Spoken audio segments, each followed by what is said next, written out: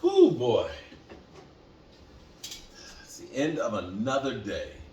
Another day I have been blessed to have. Hello, good people. Mark Holmes here, and as always, I want to say thank you all for watching, commenting, subscribing, and being part of the Joe B Sports Report. Without you guys, as well as you ladies, you know that this literally does not work. I hope you guys have had a great Sunday.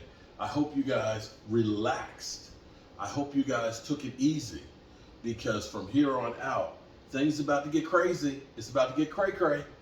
You know, it's crazy because already Giant fans, or at least Rashid, has given up on the season already. They are literally crashing and burning, and it hasn't even gotten to training camp being open yet. We've got some training camps that are open with rookies and things that are reporting, and our Cowboys this week. Wow, this week will be reporting. This is good because I am so tired of listening to all the talking heads that have come up with this reason why the Cowboys are going to be bad, and this reason why the Eagles are going to be good, and this, that, and the other. It's all speculation. You know, it's funny because we've got future power rankings. Future, mother humper, you can't get next week right. You can't get next week right. You guys last year had the Rams as one of the top five. Top five.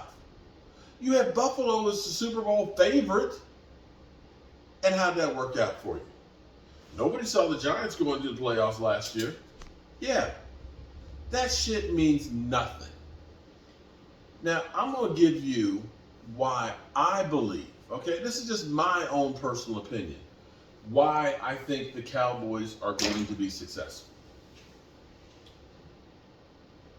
One thing that you've always heard about the Dallas Cowboys, always, predictable.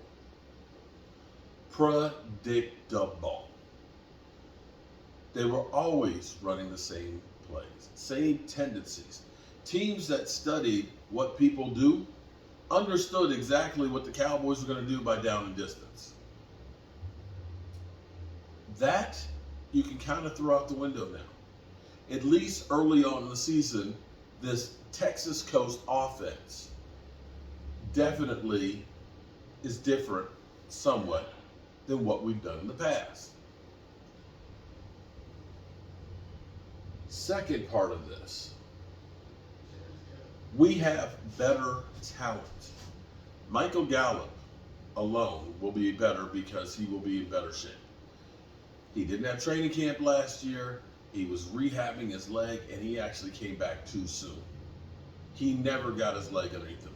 He will be vastly improved from where he was. He'll definitely be better than our number two, Noah Brown, was. And Brandon Cooks, he's not a spring chicken by any stretch of the imagination, but I guarantee you, he's going to be better than Noah Brown was, and he can still stretch the field. Because here's the problem for the Cowboys. You can blame Dak Prescott all you want, and I'm not saying that Dak Prescott was perfect by any stretch of the imagination last year. However, guys getting open make a difference. If they didn't, do you think Miami would have traded and paid Tyreek Hill all the money that they did? There's a reason why there's a premium for great talent, because they make things easier, okay? And not to keep hitting Noah Brown, who might not make the Texans roster, he did not get separation, nor did Michael Gallup. And when you have to throw constantly in tight windows with a predictable offense, you're setting yourself up to fail. That's another one of the reasons why I think the offense will be better. And let's say Dak Prescott, who had to come back from a broken thumb, barring he does not have injuries, not having to come back with a broken thumb and plates in it on your throwing hand, he'll be better as well. Mike McCarthy, the much maligned Mike McCarthy. We actually hear now that Kellen Moore has left the building and things, that there was a lot of tension between Mike McCarthy and Kellen Moore in the play calling, which makes sense because some of that stuff was garbage that we were doing. And I hope that Mike McCarthy wasn't going all in with the garbage play call. But see, Mike McCarthy played it the way he had to play. Because if Mike McCarthy had come in and said, screw your offense, screw Kellen Moore's play calling, I'm going to do it. If there was any hiccup whatsoever, he would take blame. They would say, well, if Kellen Moore had been calling plays, we wouldn't have done that. So he had to let Kellen Moore be Kellen Moore. Remember at the end of the season when we lost to San Francisco and people said, well, maybe you should be calling plays, or why don't you call plays? And his comment was, the installer calls the plays. And that's that guy over there. So don't look at me. That's Jerry's guy that was here when I got here. And now that Kellen Moore has failed, Mike McCarthy is calling plays. And say what you want to say. He's 10-9 in the playoffs, which is better than Sean Payton. Yeah. And with the Cowboys, his win percentage right now, I think, is 62%. Yeah, it's pretty good. And it seems like he has surrounded himself with people he can work with, where he'll be more comfortable with Brian Schottenheimer. Brian Schottenheimer, mind you, was the offensive coordinator in Russell Wilson's best statistics season. So they'll be able to work together well. On top of it,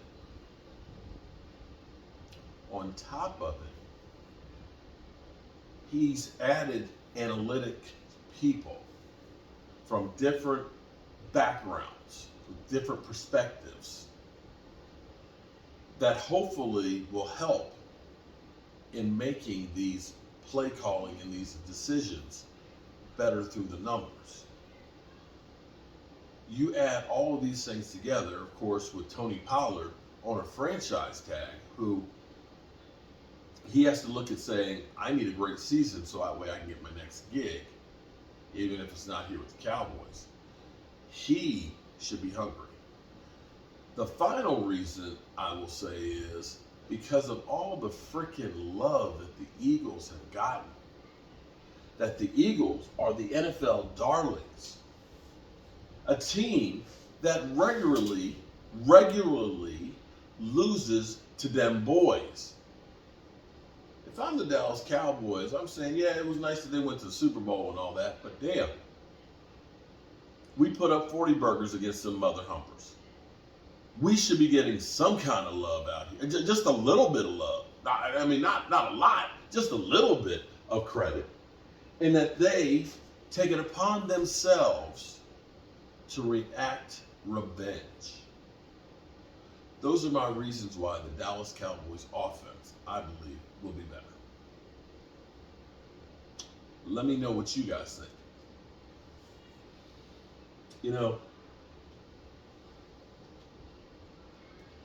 I started doing fireside chats because I'm running out of fuel.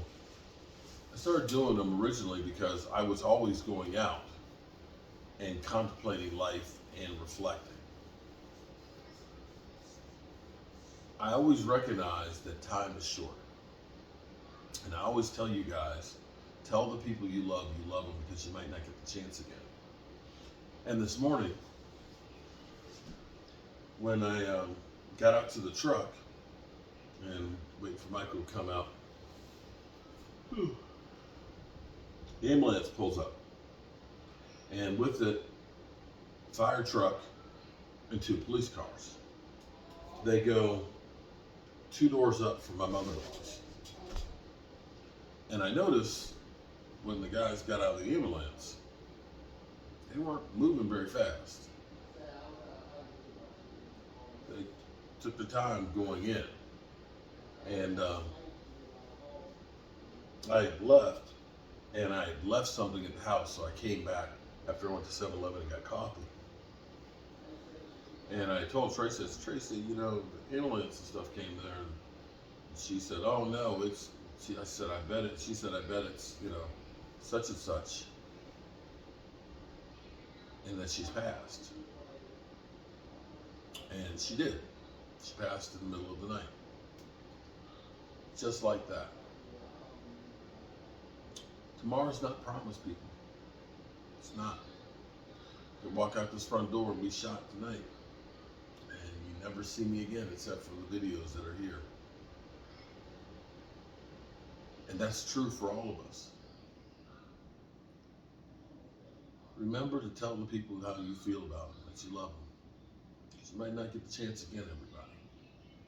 I appreciate all of you guys and you ladies. And I love you all. I hope you've had a great weekend, great day, and hope tomorrow is even better for you. But now it's time to turn out the lights here.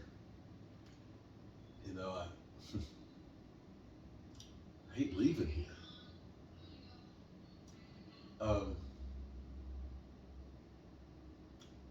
Really proud of this place. Today I spent mostly just working on the floor up here on the other side of the handrails. But as I've used up all the wood, and you can start to see the space that's in here, it's amazing. Let me show you. While I turn out the lights and grab my shoes. I'm sitting here with my shoes off. But all the wood that we had from the closet over here is now this floor in here. I matched all this up, and once we get this out of the way, you see how much space is here. And we put a big screen TV up over the fireplace, and we get that painted out. We get the plaster all on the walls through here. So tomorrow I'll be working on some of the finish coats and stuff. Maybe I'll get my corner over here because I want to see that, show that off for you guys. But it's been amazing working on this, and it's been hard. It's been a lot of work, but I can't think of anything that I would rather do, anything, than what I've been doing here. For me, this place is magical, and I hate to leave it, but I gotta go. God willing, I'll see you tomorrow. Peace.